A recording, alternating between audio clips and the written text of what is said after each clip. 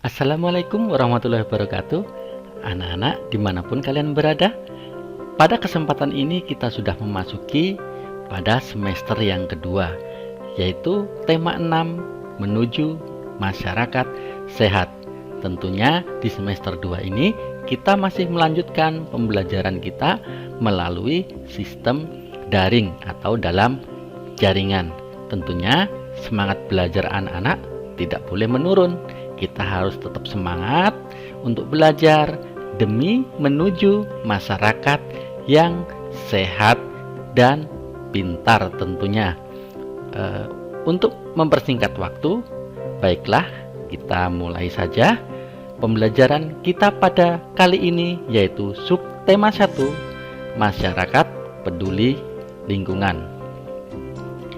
Pada pembelajaran yang pertama adalah kewajiban mengisi kemerdekaan di lingkungan rumah. Ingat bahwasanya bangsa Indonesia sudah lama merdeka. Para pejuang kita yang terdahulu, mereka berjuang dengan mengorbankan harta, tenaga, dan pikirannya. Lalu, apa yang dapat kita lakukan untuk mengisi kemerdekaan itu? Yang pertama adalah mengisi kemerdekaan di lingkungan rumah. Agar dapat mengisi kemerdekaan di lingkungan rumah, maka yang pertama kita bisa melakukan lingkungan hidup yang sehat tentunya. Akan mendorong terwujudnya masyarakat yang kuat. Di dalam tubuh yang sehat terdapat jiwa yang kuat. Maka dari itu, ketika diri kita dan lingkungan kita sehat, maka tentunya masyarakat akan menjadi kuat. Bayangkan kalau kita sakit-sakitan, maka tubuh kita juga tidak bisa menjadi kuat, tubuh kita menjadi lemah. Apalagi di era pandemi seperti ini, kita harus selalu menjaga yang namanya kesehatan, yaitu dengan cara mencuci tangan sesering mungkin, menggunakan masker, dan menjaga jarak. Contoh lain, kewajiban kita di rumah adalah mendaur ulang limbah atau sampah yang dapat merusak lingkungan. Ingat, salah satu yang membuat hidup kita tidak sehat adalah banyaknya limbah atau sampah. Maka dengan mendaur ulang, maka kita dapat mengurangi kerusakan lingkungan. Mendaur ulang adalah menggunakan kembali barang-barang atau bahan-bahan yang masih bisa dipakai. Selanjutnya ada membersihkan selokan atau paret. Selokan atau paret merupakan pembuangan limbah rumah tangga. Maka dengan cara sering-sering mungkin membersihkan selokan, maka lingkungan akan menjadi lebih sehat.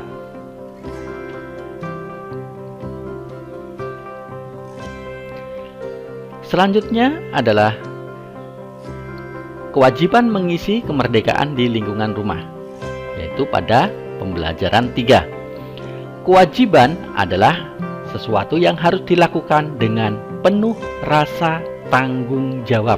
Jadi yang namanya kewajiban itu harus dilakukan, tidak ada tawar-menawar. Ya, itulah perbedaan antara kewajiban dengan hak.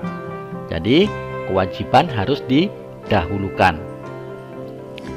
Kerja bakti yang dilakukan masyarakat merupakan salah satu bentuk kewajiban warga negara dalam mengisi kemerdekaan. Jadi, untuk mengisi kemerdekaan, kita tidak sama seperti para pejuang-pejuang kita yang terdahulu, mengorbankan jiwanya, mengorbankan hartanya, mengorbankan waktunya, dan segalanya. Tetapi, di era kemerdekaan ini, kita dapat mengisi kemerdekaan dengan berbagai cara. Salah satunya adalah kebersihan lingkungan.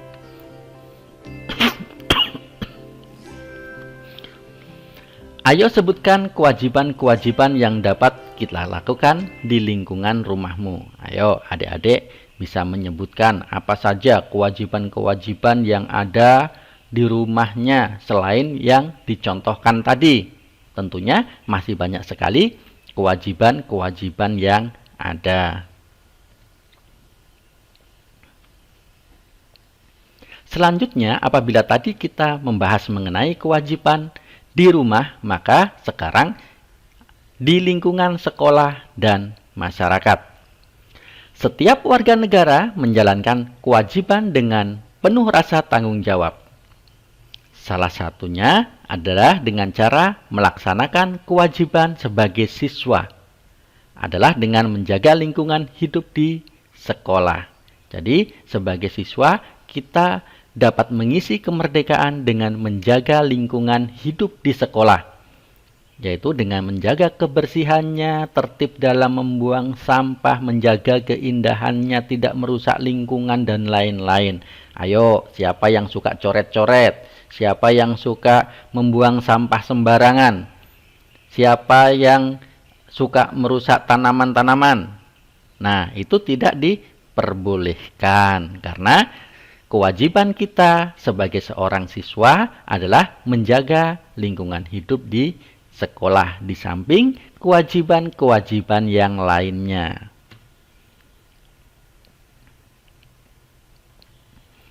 Menjalankan kewajiban secara bertanggung jawab akan memberikan manfaat yang sangat besar, seperti terciptanya kerukunan antar warga sekolah dan masyarakat, serta lingkungan lebih nyaman untuk ditempati.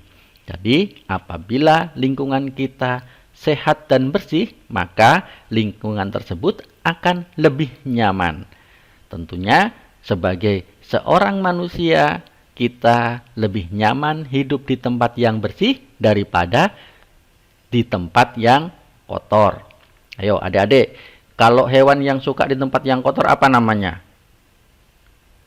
Atau apa jenisnya? Banyak ya, ada lalat, belatung, dan lain sebagainya. Mau tinggal sama lalat? Ya, nggak mau kan? Maka kita harus selalu menjaga kebersihan lingkungan.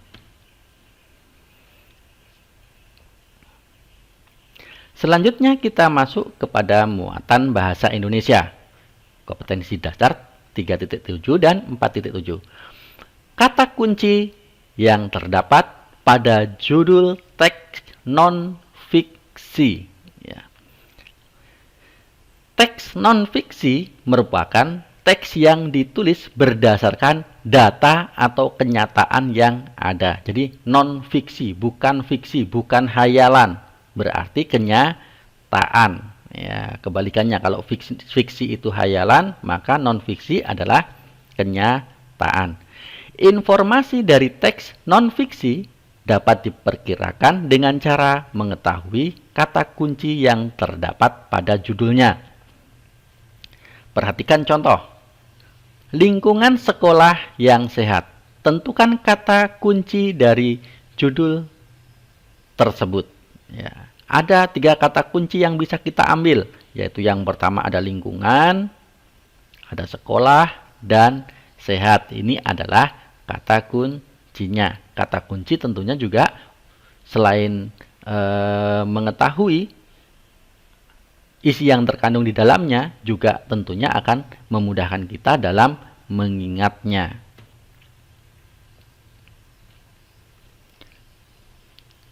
Kemudian yang kedua, contohnya, ya.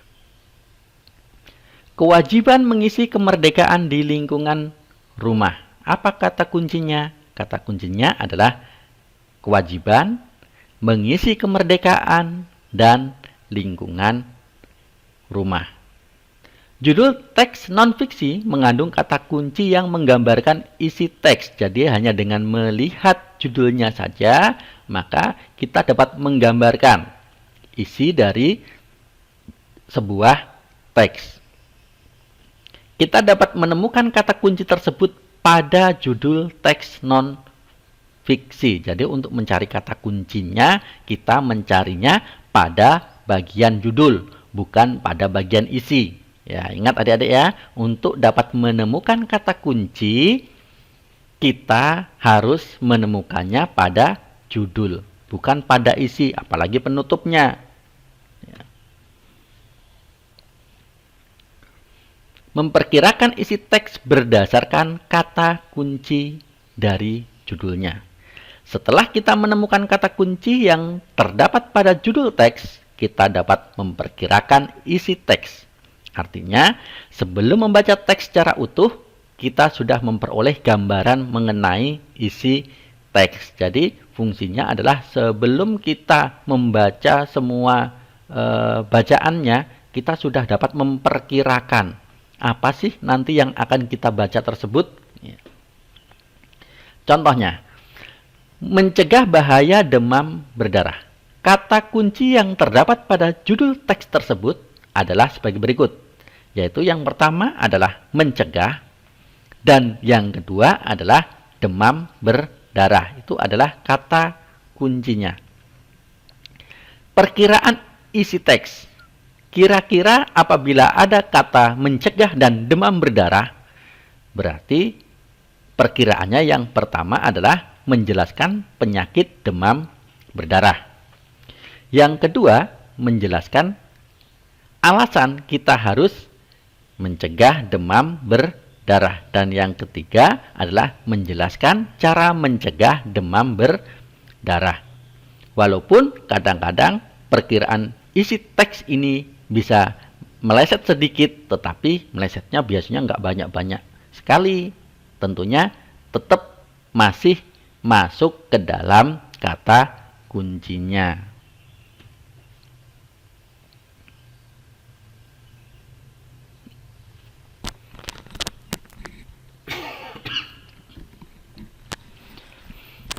Menceritakan perkiraan informasi berdasarkan kata kunci dari judul teks.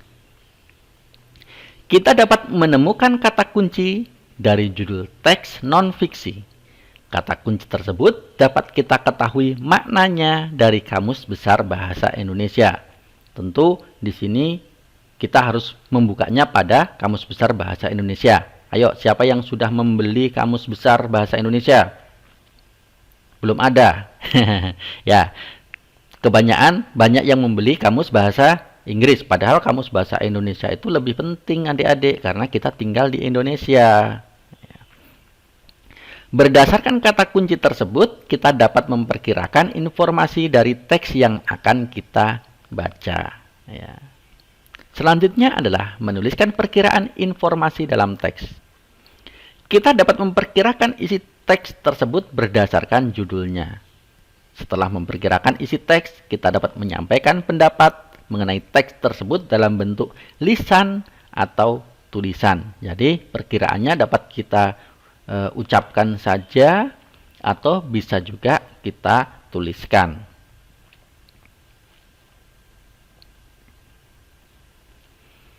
Kita lanjut ke muatan ilmu pengetahuan sosial.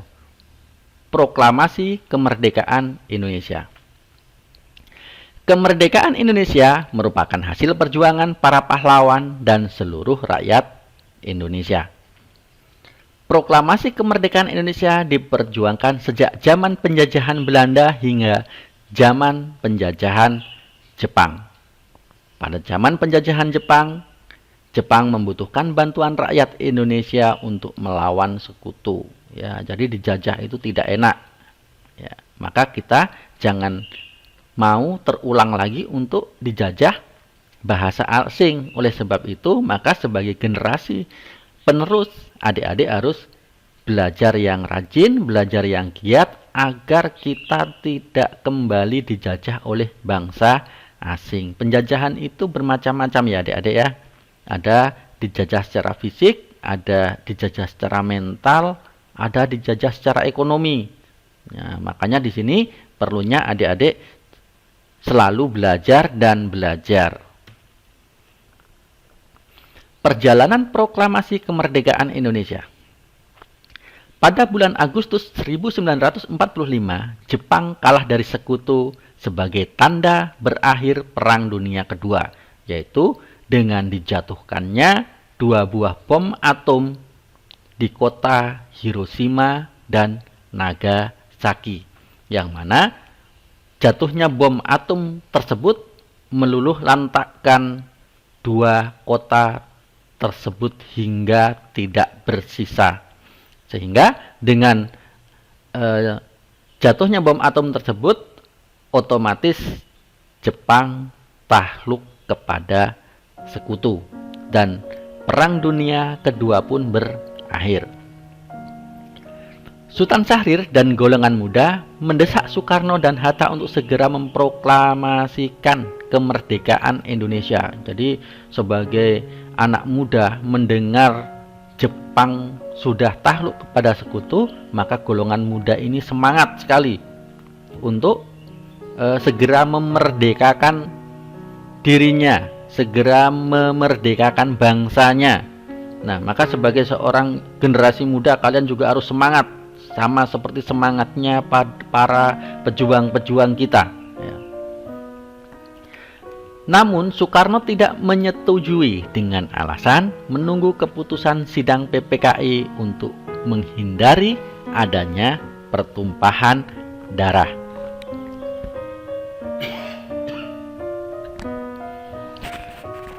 Pertumpahan darah di sini yang dimaksud adalah terjadinya perang antara Indonesia dengan Jepang. Maka dari itu Soekarno menunggu adanya sidang PPKI. Ya, tentu kalian di semester sebelumnya sudah tahu apa itu PPKI.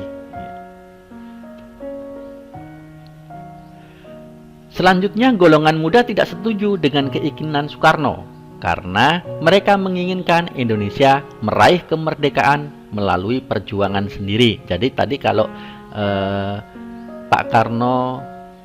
Bung Karno ingin kemerdekaan itu menunggu sidang PPKI, tetapi para kaum muda tidak maunya merdeka dengan perjuangan sendiri. Dan memang sebagai generasi muda kita harus seperti itu. Ya, kita tidak boleh meminta bantuan dari orang lain kalau kita masih mampu. Ya, lebih baik kita berdiri di atas kaki sendiri. Kemudian golongan muda membawa Soekarno-Hatta ke Rengas Dengklok. Tujuannya untuk melindunginya dari pengaruh Jepang. Jadi pada saat itu Soekarno dan Hatta, Bung Karno dan Bung Hatta diculik ke Rengas Dengklok dengan tujuan untuk melindungi dari pengaruh Jepang, karena tadi sudah terlihat bahwasannya Bung Karno tidak mau untuk memproklamasikan kemerdekaan karena menunggu sidang dari PPKI, dan karena PPKI itu merupakan organisasi yang dibentuk oleh Jepang, maka golongan muda tidak mau, maka Bung Karno diculik supaya tidak terpengaruh oleh Jepang. Setelah berdiskusi, Soekarno dan Hatta setuju untuk segera memproklamasikan kemerdekaannya. Golongan muda, Soekarno dan Hatta kembali ke Jakarta untuk menuju rumah Laksamana Maeda untuk menyusun teks proklamasi. Siapakah Laksamana Maeda? Laksamana Maeda adalah seorang prajurit atau pejabat dari Jepang yang pro dengan kemerdekaan, yang selalu menyemangati untuk kemerdekaan Indonesia. Jadi Laksamana Maeda adalah orang Jepang yang pro kepada Indonesia. Tentu kalian perlu menghafalkan teks proklamasi, adik-adik. Teks proklamasi hanya sedikit sekali, ya, dan setiap warga negara kita harus hafal dengan teks proklamasi. Mengapa kita hanya menghafalkan saja sementara para pejuang kita menumpahkan darahnya? Naskah proklamasi disusun oleh Soekarno, Hatta, dan Ahmad Subarjo. Naskah tersebut kemudian diketik oleh Sayuti Melik. Kemudian pada tanggal 17 Agustus 1945, teks proklamasi dibacakan oleh Soekarno dengan didampingi oleh Muhammad Hatta. Ya. Jadi dengan dibacakannya teks proklamasi ini, maka negara kita menjadi merdeka. Walaupun setelah merdeka masih banyak sekali pergolakan-pergolakan yang terjadi, antara lain kedatangan Belanda kembali ke Indonesia yang tidak menerima dengan proklamasi tersebut dan kembali terjadi agresi militer. Tetapi 17 Agustus 1945 ini menjadi penanda awal bahwa bangsa Indonesia telah merdeka.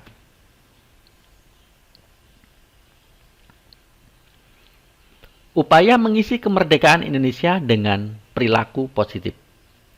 Sebagai seorang siswa, kita harus selalu berperilaku positif. Karena tujuan kita belajar adalah memperbaiki diri. Jadi kalau perilaku kita tidak positif, maka belajar kita belum berhasil. Mengisi kemerdekaan dalam bidang sosial bertujuan untuk mempererat hubungan antar masyarakat. Berikut perilaku positif sebagai upaya mengisi kemerdekaan Indonesia. Yang pertama adalah contohnya menghormati orang lain yang sedang beribadah, sesuai dengan agama dan keyakinannya masing-masing. Saling menghormati dan menghargai antar sesama, mengembangkan rasa toleransi dalam keberagaman sosial di Indonesia dan lain-lain. Masih banyak sekali perilaku-perilaku positif yang dapat kita kembangkan sebagai seorang siswa. Selanjutnya kita masuk kepada ilmu pengetahuan alam, pertumbuhan dan perkembangan manusia. Pertumbuhan adalah proses bertambahnya ukuran dan jumlah sel di dalam tubuh. Misalnya, berat tubuh kita saat usia balita berbeda dengan saat masa remaja. Perkembangan adalah suatu proses pendewasaan atau pematangan organ-organ tubuh manusia sehingga bisa bertambah.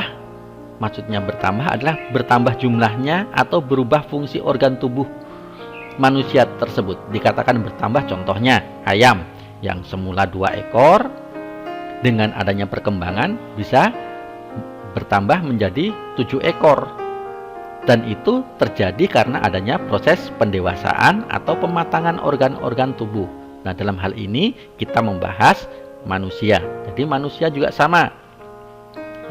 Dengan adanya perkembangan, maka yang semula hanya ada 2 orang, bapak dan ibu, kemudian muncullah kalian, bertambah.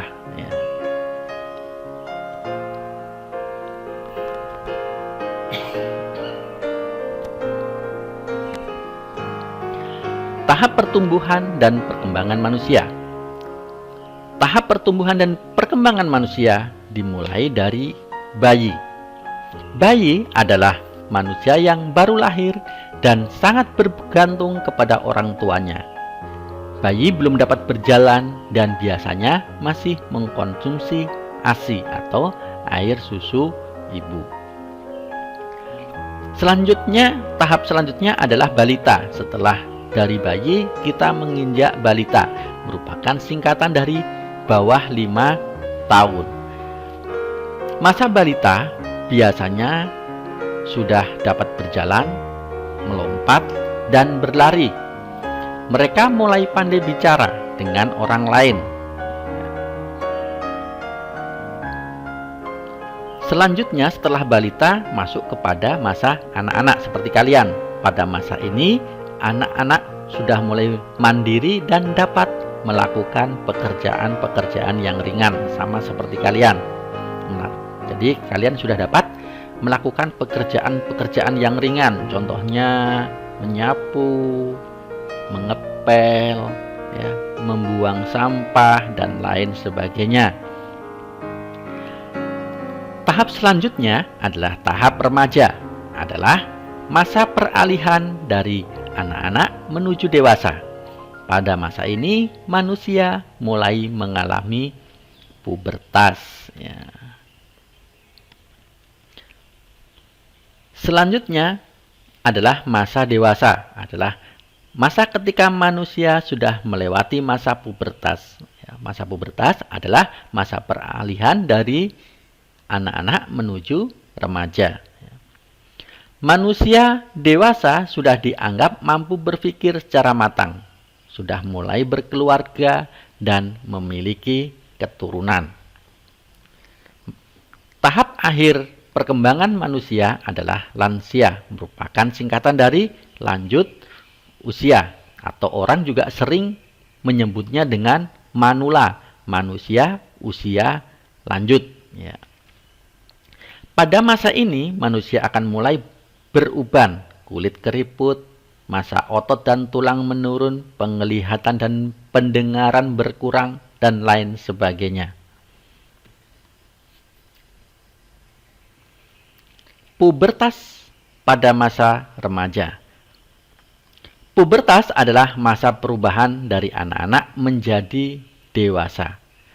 Pada masa pubertas, tubuh seorang anak akan mengalami beberapa perubahan, seperti perubahan fisik dan tingkah laku. Laki-laki dan perempuan memiliki ciri-ciri pubertas yang berbeda. Selain perubahan fisik, pada masa pubertas manusia juga akan mengalami perubahan pola pikir. Jadi pola pikir anak-anak dengan pola pikir remaja berbeda. Pola pikir remaja dengan dewasa berbeda. Dewasa dengan manula juga berbeda. Tingkah laku manusia saat masa pubertas juga mengalami banyak sekali perubahan. Ya, baik itu perubahan yang positif maupun perubahan yang negatif. Tetapi sebagai seorang manusia, kita harus bisa sebanyak mungkin menekan perbuatan yang negatif dan memunculkan perbuatan-perbuatan yang positif. Dan sebentar lagi kalian akan memasuki masa pubertas. Bahkan mungkin ada di antara kalian yang sudah masuk pada masa pubertas. Ciri-ciri fisik remaja pada masa pubertas. Ciri fisik remaja laki-laki. Secara fisik, massa otot semakin bertambah, ototnya semakin besar, semakin kuat, semakin kekar. Ya. Tubuh bertambah berat dan tinggi, beratnya bertambah, tingginya juga bertambah. Jakun mulai tumbuh dan tampak. Kalau laki-laki di lehernya itu ada jakunnya, ya, mulai tumbuh dan kelihatan. Ya, ada yang kelihatan dengan jelas, ada yang tidak terlalu jelas, tetapi pada hakikatnya semua laki-laki mempunyai jakun. Suara berubah menjadi lebih berat. Hal ini dikarenakan tumbuhnya jakun tersebut. Ya. Biasanya mulai tumbuh kumis. Ya, kumisnya mulai tumbuh, yang nantinya berjenggot-jenggotnya juga mulai tumbuh, dan lain-lain. Ya. Tumbuhnya jerawat, ya, jerawatnya mulai tumbuh, yang semula kulitnya mulus sekarang mulai tumbuh jerawat karena ada banyak sekali perubahan hormon yang ada dalam tubuh kalian. Keringatnya semakin banyak, ya, keringatnya bertambah. Begitu juga ciri-ciri fisik remaja perempuan, massa ototnya semakin bertambah, ya. Tubuh bertambah berat dan tinggi. Suara berubah menjadi lebih nyaring. Apabila tadi laki-laki, suaranya berubah menjadi berat dan besar. Kalau perempuan menjadi lebih nyaring. Tumbuhnya jerawat, sama, keringat semakin banyak. Ini adalah ciri-ciri fisik yang dapat terlihat. Ya. Walaupun selain ciri-ciri fisik, juga ada ciri-ciri lain yang tidak dapat terlihat. Contohnya mulai menyukai lawan jenisnya. Nah, itu tidak bisa terlihat, ya, dan lain sebagainya. Di penghujung pertemuan kita pada tema 6 subtema 1 ini, untuk mengawali semester 2, kembali saya akan membacakan sebuah pantun. Lemari kaca cerminnya bundar, pajangan kamar menjadi sekat. Mari menjaga kebersihan sekitar, lingkungan bersih, hidup pun sehat. Sampai jumpa adik-adik. Assalamualaikum warahmatullahi wabarakatuh.